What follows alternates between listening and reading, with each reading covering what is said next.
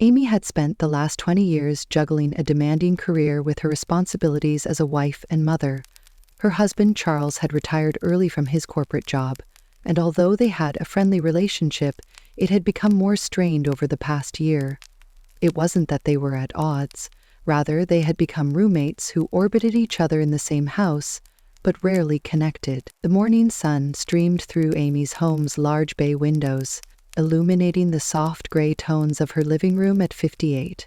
As Amy sipped her morning coffee, she couldn't help but feel that something was missing from her life, though she couldn't quite put her finger on it.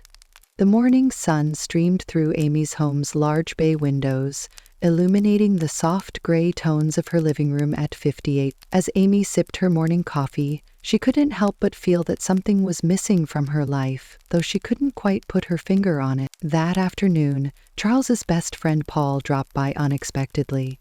Amy missed feeling truly seen and loved, as her children had long since left the nest, her daughter living abroad, and her son beginning a family of his own.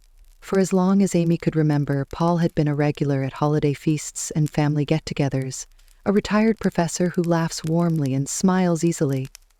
Although Paul was 10 years older than Charles, his quick wit and bright intelligence made him appear timeless. "I was passing by and thought I'd stop by to say hi," Paul greeted her cheerfully, and handed her a bouquet of daisies as he entered. She smiled, accepted the flowers, and put them in a vase. "It's always a pleasure, Paul. Charles went golfing with his friends, but he isn't at home." Paul waved a dismissive hand and said, "I came to see you actually because I figured it's been far too long since we had a proper chat."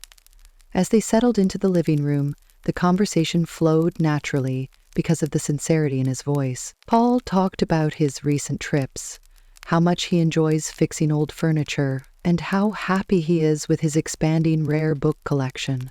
As the afternoon light started to set, Amy listened carefully and was fascinated by the way his eyes lit up as he spoke. She also started smiling more than she had in months. Paul's presence was reassuring and grounding, but it also rekindled a long-forgotten sense of excitement in her. Over the course of the following few weeks, Paul's visits increased in frequency.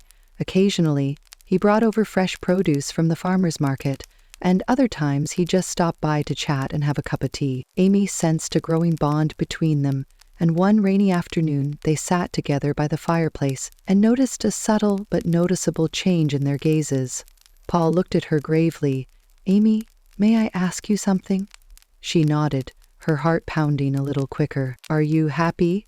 Paul asked, the question weighing heavily on her with unsaid realities. Amy paused. Finally, unsure of how to react, she remarked, "I'm thankful for my life, but sometimes I wonder if there's more." His comments sent a chill down her spine for the first time in years that someone had addressed her. Paul came closer, his voice low and earnest. "You deserve to feel alive, Amy, to feel truly seen. I don't mean to overstep, but I see the way you light up when we talk, and it's not just you, I feel it too." She had made a concerted effort to ignore the emptiness, but this was perilous ground. Amy tried to concentrate on her work, pouring herself into real estate listings and client meetings, but her thoughts kept returning to Paul. She replayed their conversations, the way his eyes lingered on hers, the warmth of his touch, and she realized that she was at a crossroads, torn between loyalty to a marriage that had grown stale and the possibility of a love that felt real and alive. The turning point occurred during a charity event at the local art gallery, which Charles had declined to attend, leaving Amy to go alone. She was mingling with guests when she noticed Paul across the room. His presence immediately grounded her in the sea of strangers, and he approached her with a glass of champagne in hand. His eyes were full of admiration, and he said softly, "You look stunning."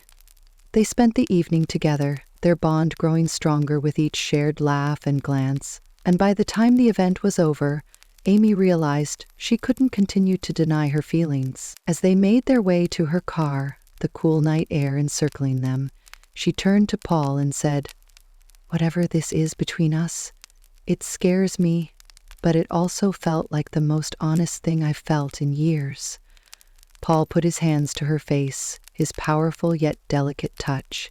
He said, "Let me take care of you for once, Amy. You've spent so much of your life taking care of everyone else." When their lips touched, it felt like the world had fallen away, and the weeks that followed were filled with calm closeness and stolen moments. Though their relationship wasn't without its difficulties, Paul reminded Amy of the woman she had once been. The one who laughed often, dreamed big, and had faith in the prospect of love. Amy struggled with guilt, uncertain how to balance her feelings for Paul with the life she had created with Charles. The solution came one evening when she sat with Charles in their living room for the first time in years. They had an open discussion about their marriage, saying, "We've been drifting apart for so long," in a sorrowful tone. "I think we both deserve more than this." It was a painful but necessary conversation that gave Amy the peace of mind to move forward with a clear conscience, and with Charles's approval, she started to build a life with Paul, one full of laughter, adventure, and the kind of love she had always desired.